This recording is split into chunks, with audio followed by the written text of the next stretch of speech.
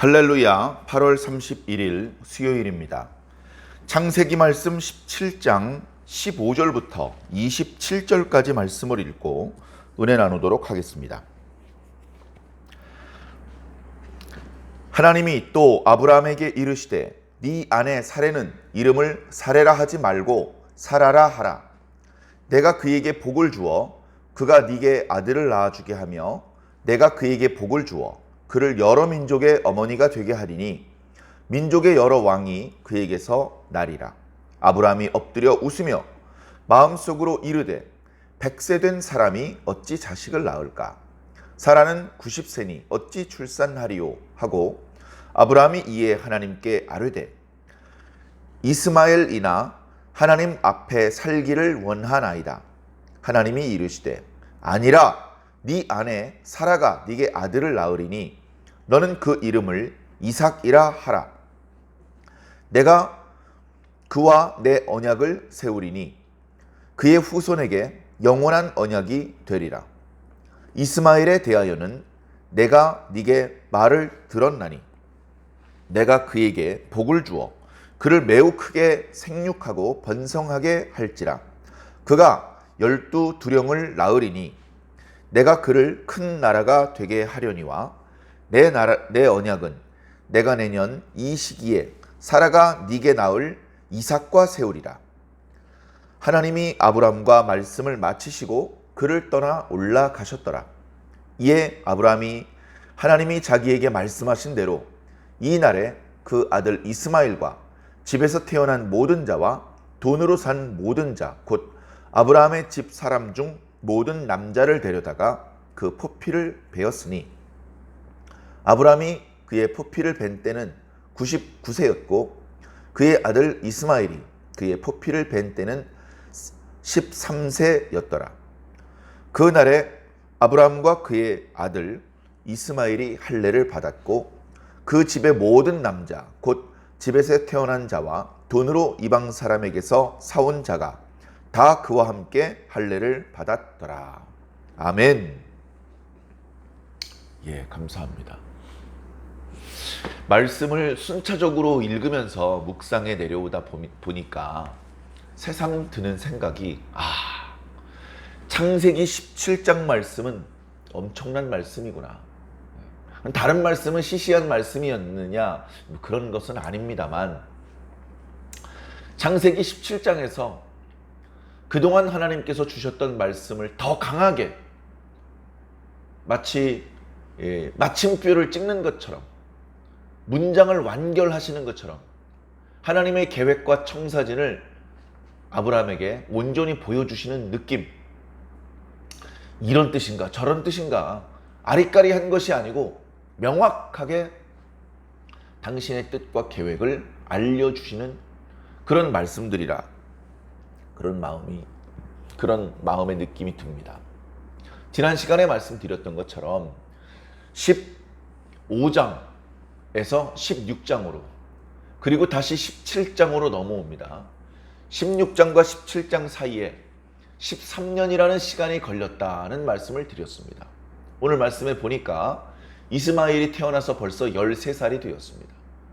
그 사이에 무슨 일이 있었는지 성경은 아무 말씀을 하고 계시지 않습니다만 모르긴 해도 별다른 큰 변화나 아주 중요한 사건은 없었던 것 같습니다. 그러다가 이제 아브라함의 나이 99세, 사레의 나이가 90세가 되었을 때 하나님께서 찾아오셨습니다. 하나님, 이 문제를 좀 해결해 주십시오. 나의 답답함을 해결해 주십시오. 나의 질문에 답을 해 주십시오. 이렇게 아브라함이 요청한 것은 아닌 것 같습니다. 어쩌면 아브라함이 하나님께서 나타나실 것을 전혀 예상하지 못하고 그렇게 살고 있는 순간 중에 하나였을 것 같습니다. 그래, 하나님께서 갑자기 나타나셨을 때에 아브라함은 미처 준비가 되어 있지 않다가 급히 그 앞에 엎드리는 그런 모습을 보이고 있는 것입니다. 그러나 이날 하나님께서 나타나셔서 말씀하실 때 우리가 그 하나님의 얼굴 표정, 하나님의 그 형용을 볼 수는 없습니다만 말씀의 내용으로 보았을 때 하나님께서는 매우 진지하시고 매우 중요한 이야기를 하기 위해서 찾아오셨다. 아브라함이 하나님께 요청한 것은 아니지만 더 이상 미룰 수 없고 하나님께서 지금 나타나실 수밖에 없는 어떤 상황이 되었다. 당신께서는 그렇게 느끼셨던 것 같습니다. 아브라함은 믿음으로 의롭다 하심을 얻은 모든 믿는 자들의 조상이 되었습니다만 그의 믿음이 완전했느냐? 아직은 그의 믿음이 완전하지 못하고 또 그의 어떤 신앙의 모습이 아직은 성숙하지 못하다는 것을 우리는 알 수 있습니다. 12장에 아브라함을 부르시고 13장, 14장 많은 일들이 있었죠. 매우 실망스러운 모습도 보였지만 그 과정에서 하나님께서 책망하지 않으시고 개입하시고 도와주셨고 그 어떤 체험들을 바탕으로 아브라함의 믿음은 성장하며 성숙하기 시작했었습니다. 그럼에도 불구하고 15장에 하나님께서 말씀하시는 그 말씀을 들었던 아브라함이 도대체 제 자식은 누굽니까? 제 상속자는 도대체 큰 민족을 이룬다고 하셨는데 그러나 하나님께서 저에게 아직 씨도 주지 않으셨습니까? 이렇게 이야기를 합니다. 하나님께 대한 두려운 마음, 믿는 마음, 경외하는 마음 그런 것이 전혀 없는 것은 아니지만 아직 아브라함이 하나님을 100% 이해하고 믿지 못하고 있구나. 그럴 수밖에 없는 것이 인간에게는 한계가 있지 않습니까? 자식을 낳을 수 있는 그 연령에 한계가 있습니다. 그 시기를 지나가 버리면 나는 이제 내 스스로의 능력으로는 아들을 낳을 수 없는데 어떻게 손자와 며느리를 볼 수 있겠나? 그런 걱정을 할 수밖에 없죠. 그러나 하나님은 다릅니다. 인간의 한계를 전혀 불편해하지 않는 초자연적인 능력이 무한하게 가지고 계시기 때문에 아브라함의 걱정이 하나님께는 없는 것이죠. 그러나 하나님께서 아브라함의 연약함을 아시고 달래십니다. 네 자녀가 저번에 바다 모래와 같이 마를 거라고 했지? 이번엔 하늘의 별들을 보여주마. 저 별들보다 많을 거야. 이렇게 한 말씀씩 한 말씀씩 새로운 말씀들을 추가시키시면서 아브라함의 믿음을 끌어올리고 계셨던 것이죠. 그래 처음에는 자식이 없었을 때 자기 집에서 오랫동안 충직스럽게 일했던 다메섹 엘리에셀이 자기의 상속자가 되는 것입니까? 라고 물어보았었는데 지금은 하나님 앞에 사라의 몸종 하가를 통해서 얻은 이 이스마엘이 자신의 상속자가 되기를 바라는 듯한 그런 아브라함의 모습을 우리는 봅니다. 아브라함의 입장에서는 충분히 그렇게 생각하고 소망할 수 있습니다. 아직은 하나님의 큰 그림을 모르지 않습니까? 전에 혹시 저의 상속자가 저 다메섹 엘리에셀입니까? 라고 하나님께 여쭈었을 때 아니다. 네 몸에서 난 아이가 너의 상속자가 될 것이다 라고 말씀하셨습니다. 그때까지만 해도 사라를 통해서 나오는 자식이어야 너의 상속자다 이렇게 말씀하지 않으셨어요. 아브라함 너를 통해서 태어나는 아이가 너의 상속자가 될 것이다 라고 말씀하셨죠. 그래 자신의 본처는 아니었지만 첩이었지만 하가를 통해서 태어났지만 이스마엘은 아브라함의 몸에서 태어난 아들 아닙니까? 그래 하나님께서 지난번에 하셨던 말씀도 있고 이 이스마엘은 나를 통해서 태어난 아들이 확실하니 이 이스마엘이 자신의 상속자가 되겠구나. 아브라함은 이스마엘이 매우 어렸을 때부터 그런 생각을 했을 것입니다. 그래서 이스마엘을 애지중지 잘 기르고 양육하고 사랑해 주었을 것입니다. 그래 그 이스마엘이 13살이면 요즘 말로 중학교 2학년쯤 됐을 때네요. 그래 제법 이제 성장을 했는데 아브라함의 마음이 이스마엘에게 완전히 쏟아지기 전에, 많은 사람들 앞에서 이 이스마엘이 나의 후계자라고 선포하기 전에, 이렇게 그냥 하나님의 약속이 이루어지나 보다, 아브라함이 오해하기 전에 하나님께서 나타나셨던 것이죠. 이때 아브라함은 어쩌면 자신은 이스마엘 이외에 다른 자식을 얻기 어렵겠구나, 자신의 기력이 정말로 하루하루 다르게 쇠약해지는 것을 스스로 느끼는 그런 상황이었을 것입니다.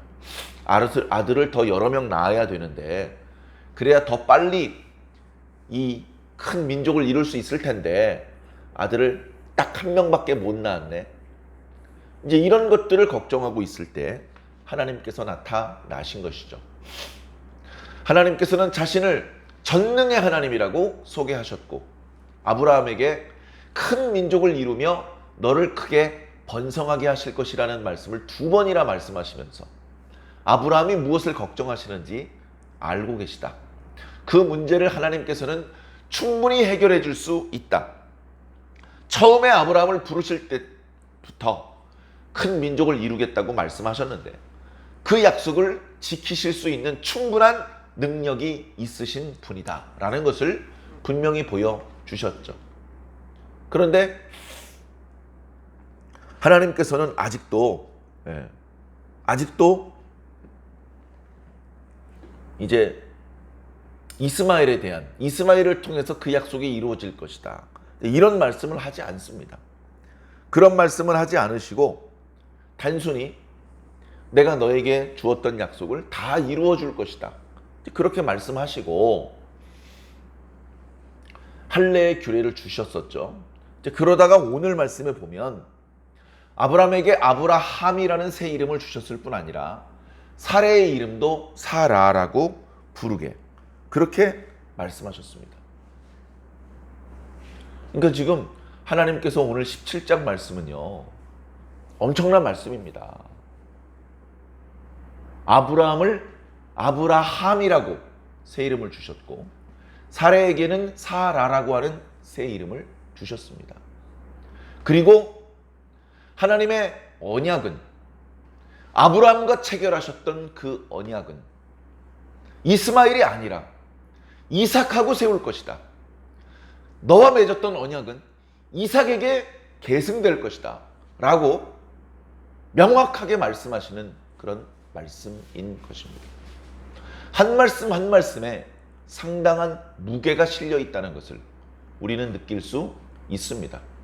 오늘 사례에 대해서 말씀하실 때에 2번이나 내가 그에게 복을 줄 것이다, 너만 열국의 아비가 되는 것이 아니라 그녀도 열국의 어미가 될 것이다, 너를 통해서만 많은 왕들이 나오는 것이 아니고 그녀를 통해서도 많은 왕들이 나올 것이다. 그 말은 뭐냐 하면요, 이 모든 엄청난 역사는 아브라함과 사라 사이에서 태어난 아들을 통해서 이루어진다는 것입니다. 이렇게 하나님께서 말씀하시니까 뒤통수가 극적극적 거려지는 것이죠. 예? 자, 19절에 자 18절까지만 해도 아브라함이 17, 18절을 보면 사레가 아들을 낳는다는 얘기를 듣고 속으로 웃습니다. 겉으로는 하나님의 위험 앞에 꼼짝 못하고 엎드리고 있습니다. 그러나 고개를 숙이고 속으로는 웃어요. 소리를 내면서 깔깔깔 웃는 것은 아니었을 것입니다. 그러나 속으로 웃는다는 것은 지금 하신 말씀은 믿기가 어렵다. 아들을 주시려면 진작에 주셨어야지. 지금 내가 99세고 사라가 90세야. 90세 먹은 할머니가 무슨 아기를 낳아, 웃기는 소리 하고 있네.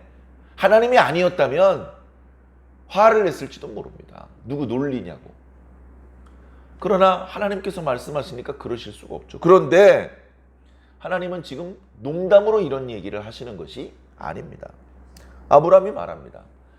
억지로 저 90세 먹은 할머니 아기 낳는다고 하지 마시고 여기 13살 먹은 이스마엘이나 중간에 사고 나고 다치고 죽고 하지 않고 잘 보존해 주셔서 이 이스마엘이나 하나님 앞에서 복을 누렸으면 좋겠습니다. 그랬더니 하나님 말씀이 아니라 하는 거예요. 아니라. 아니야. 사라가 너에게 아들을 낳을 거야. 이름도 지정해 주십니다. 이름을 이삭이라고 하라.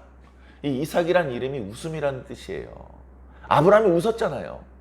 원문을 보면요, 아브라함이 웃었다는 말이랑 똑같은 발음, 똑같은 철자를 가지고 아들의 이름을 이삭이라고 지으라는 겁니다. 그래서 내가 그와 내 언약을 세울 것이다. 그의 후손에게 영원한 언약이 될 것이다.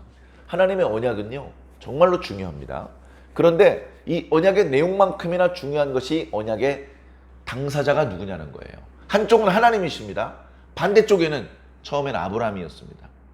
그러다 아브라함의 후손으로 하나님의 언약이 확장되었는데 그 언약이 지금 이삭으로 집중되고 있습니다. 그래요? 하나님 이삭이랑 언약을 세우신다고요? 아니 그럼 여기 13살 먹으면 이스마엘은 어떻게 되는 겁니까? 그 대답이 20절에 나타나고 있습니다. 이스마엘에 대하여는 내가 네 말을 들었다. 그래, 네가 이스마엘을 사랑한다. 이스마엘이 복을 받기를 원한다는 네 말을 들었다. 네 말대로 이스마엘도 큰 민족을 이룰 것이다. 이스마엘이 아들 12를 낳을 텐데 그 12이 다 각각의 큰 부족의 두령들이 될 것이다. 이스마엘도 크게 생육하고 번성할 것이라고 하나님께서 복을 주시는 겁니다. 그러니까 이스마엘도 복을 받기는 받는데, 그러나 지금 아브라함과 맺었던 언약의 계승자는 이스마엘이 아니다. 그 언약은 내가 이삭하고 세울 것이다. 너무나 분명하게 여러 번 반복해서 강조하여 말씀하고 계십니다. 특히 21절은 이 이삭에 대해서 내년 이맘때 태어날 녀석이다. 이렇게까지 구체적으로 말씀하고 있습니다. 내 언약은 내년 이맘때 사라의 몸에서 태어날 그 이삭하고 세울 것이다. 이게 하나님의 흔들림 없는 명확한 뜻이라는 것을 분명히 해 주신 것이죠. 그 말씀을 선언적으로 하시고, 하나님 그러지 마시고 이스마엘이랑 합시다, 이런 실갱이가 아니고 마지막으로 당신의 뜻을 명확하게 선언하신 후 하나님은 떠나 올라가셨습니다. 하나님께서 나타나셨다, 또 가셨다, 떠나가셨다, 이런 표현이요 조금은 생소합니다. 오늘 말씀엔 떠나 올라가셨다, 올라가셨으면 위로 올라가신 것인가? 예수님께서 모든 제자와 부활의 증인들 앞에서 그 몸이 공중으로 떠올라 올라가시고 구름이 그의 몸을 가려 더 이상 보시 못하게 되었던 그런 상황인가? 아니면 밤 어두운 때라서 분명하게 보이지 않았던 것인가? 하나님이 또 다른 당신의 차원으로 그렇게 떠나가신 것인가? 자, 인간의 관점에서 그런 것도 궁금하고 참 신기합니다. 자, 그러나 사실은 성경에서 중요하게 말씀하시려는 것은 그 부분이 아니죠. 오늘 말씀의 핵심적인 문장을 뽑아내자면, 나는 내 언약을 이삭하고 세울 것이다. 이삭은 아직 태어나지도 않았습니다.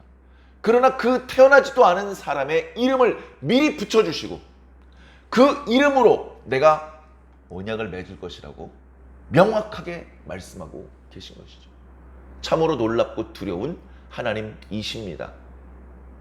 아브라함은 그동안 꽤 오랫동안 하나님과 동행하는 삶을 살았지만 하나님께서 이렇게까지 명확하게 강력하게 말씀하시는 것을 들어본 적이 없습니다. 그동안은 위로하는 말씀, 자상한 말씀, 용기를 주시는 말씀이 대부분이었습니다. 그러나 오늘은 짧게 말씀하시는 것도 아니고 오셔서 꽤 오랫동안 머물다 가셨는데, 꽤는 많은 말씀을 주고 가셨는데 하나님의 말씀이 너무나 명확하고 단호하구나. 하나님께 새 이름을 받았죠. 아브라함, 그리고 사라.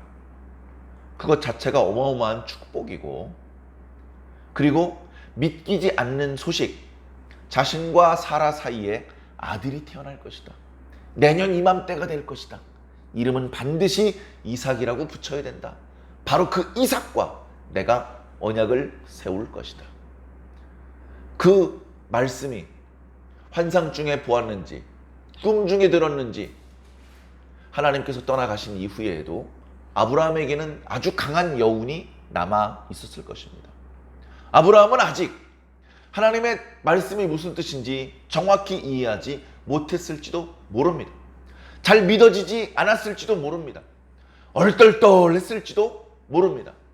그런데 그래도 우리가 존경할 수 있는, 우리가 모범 삼을 만한 아브라함의 모습이 이어지는 23절 이하에 나타나는데, 아직 그 말씀이 다 믿어지지 않더라도 일단 순종하는 겁니다. 일단 순종해. 그 말씀의 의미가 뭔지는 잘 모르겠지만 일단 순종해. 그래? 할례를 행합니다. 요즘 표현으로 포경수술이라는 말씀을 드렸습니다. 할례를 행합니다. 앞으로 그 집에서 태어날 남자는 난지 8일 만에 할례를 받으면 되지만 지금은 처음이기 때문에 성인으로부터 어린아이까지 할례를 받게 하신 것입니다. 뒤에 나이도 나타나고 있죠. 아브라함이 99세 때, 이스마엘이 13살 때, 그리고 그 외에 모든 그 집, 아브라함 밑에 있는 모든 남자가 할례를 받았습니다. 할례를 받는 것은 쉬운 일은 아니죠.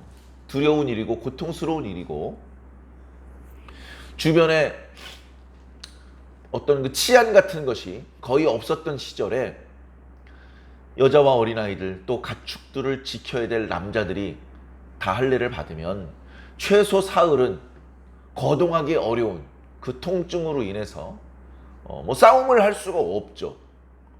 그래서 그 집안 식구들이 동시에 할례를 받는다는 것은 매우 위험한 일이 될 수도 있는데, 하나님을 믿고 순종하는 겁니다. 순종에는요, 우리가 잘 얼른 보이지 않는, 얼른 느껴지지 않는 그 무언가가 있습니다. 순종하면요, 변화가 되더라고요. 순종하면 변화가 돼요. 다 믿고 다 이해한 다음에 순종하는 것이 아니라 순종을 하다가 믿음이 생기고, 순종을 하다가 하나님의 뜻이 깨달아집니다. 순종을 하다가 내 생각과 내 성품에 변화가 생깁니다. 순종하다가 예수님 만나는 겁니다. 아직 다 믿어지지 않고 다 깨달아지지 않더라도 일단 순종을 시작하셔야 됩니다. 순종하면 변화받고, 순종하면 하나님의 능력을 체험할 수 있습니다. 저는 개인적으로도 그런 체험이 많이 있었고, 내 주변에도 그런 분들을 무수히 많이 보았습니다. 다 믿고 다 깨달아지고 나면 순종할게요 라고 말하는 사람은 끝까지 순종을 못합니다. 그러나 잘 믿어지지 않고 얼떨떨하지만 순종하면서 기도하면서 가다 보면 하나님을 만납니다. 아, 이게 하나님의 뜻이었습니까? 아, 이렇게 하나님의 역사가 이루어지는 것이군요. 하나님, 저를 당신의 도구로 삼아주셔서 감사합니다. 그런 고백을 드리게 되는 것이죠. 사랑하는 성도 여러분, 말씀을 묵상하면서 벌써 한 주간의 반이 지나갔습니다. 지나간 시간들 동안에 하나님의 말씀 잘 묵상하면서 순종하면서 그렇게 보내셨습니까? 잘하셨습니다. 오늘도 그렇게 보내시기를 바랍니다. 오늘도 내가 순종할 수 있는 것이 있다면 순종하시기 바랍니다. 내가 다 믿어지지 않고 다 모르는 것이 많지만 그래도 하나님을 믿고 순종하시기를 바랍니다. 말씀을 잘 듣지 않으려는 시대입니다. 하나님의 생명의 말씀, 능력의 말씀을 그저 교양 차원에서 사람들이 취미생활 그런 어떤 차원에서 말씀을 듣고 있습니다. 절대적인 하나님의 말씀을 상대적인 말씀으로 생각합니다. 그 권위를 땅에 떨어뜨립니다. 하나님의 말씀은 절대 이루어지지 않는 그저 재미있는 옛날 이야기 정도로 그 수준을 격하시켜 버립니다. 성경이 말씀하고 있는 핵심적인 말씀을 우스운 소리, 농담으로 치부합니다. 뭐? 천지가 창조되었다고? 야, 과학적으로 이미 빅뱅 이론이 완성됐어 임마. 뭐? 노아의 방주가 어쩌고 저쩌고? 말도 안 되는 소리 하고 있는, 다 신화야 신화. 그렇게 창조론을 부정하고 구약의 창세기에 하나님께서 하셨던 일들을 다 부정을 하고 나면 우리 오늘날 그리스도인들이 믿을 수 있는 게 뭐가 남습니까? 예수님께서 처녀의 몸에서 태어난 것을 믿을 수 있습니까? 무리를 걸은 것을 믿을 수 있습니까? 공중으로 부활 승천하신 것을 믿을 수 있습니까? 우리가 믿을 수 있는 게 뭐가 남습니까? 교회에 다니는 것이 그냥 인문 교양 아카데미 들으러 오신 겁니까? 헌금하는 것이 교양 강좌 수강료 내시는 겁니까? 이게 신앙입니까? 우리들의 신앙이 이렇게 도전받고 있습니다. 하나님께서 진짜 믿는 사람과 가짜로 믿는 사람을 구별하시는 시기입니다. 하나님께서 아무 능력을 보여주지 않으셔도 하나님의 말씀을 철석같이 믿고 순종하며 자기 자신을 지키는 자와 고개를 갸우뚱하고 뒤통수를 극적극적하면서 자리를 이탈하는 자들이 분리될 때까지 기다리고 계시다는 것입니다. 사랑하는 성도 여러분, 흔들리지 않으시기를 바랍니다. 흔들리지 않으시길 바랍니다. 예수님 다시 오신다는 거 믿기 어렵죠? 아브라함이 이삭을 품에 안을 수 있으리라는 것은 더 믿기 어려운 일이었습니다. 그러나 이루어졌습니다. 도저히 인간적인 생각으로는 불가능할 것 같다는 그런 생각이 드는 일들이 하나님께는 아무렇지도 않게 이루어지는 것입니다. 90세 먹은 할머니가 아기 낳는 게 뭐 그렇게 대단합니까? 하나님 옆에 있던 천사들은 천지가 창조되는 것을 보았습니다. 아무것도 아니죠. 그런 믿음이 오늘 저와 여러분들에게 필요합니다. 믿음이 요구되는 시대를 우리가 살고 있습니다. 사랑하는 성도 여러분, 이 말씀에 대한 믿음을 굳건하게 붙잡으시고 지금도 아브라함과 이삭에게 하셨던 말씀이 오늘 우리들에게 계승되고 있다는 것을 깨달으셔서 그 약속의 성취를 맛보시고 그 축복을 누리게 되시기를 예수님 이름으로 간절히 축원합니다. 아멘.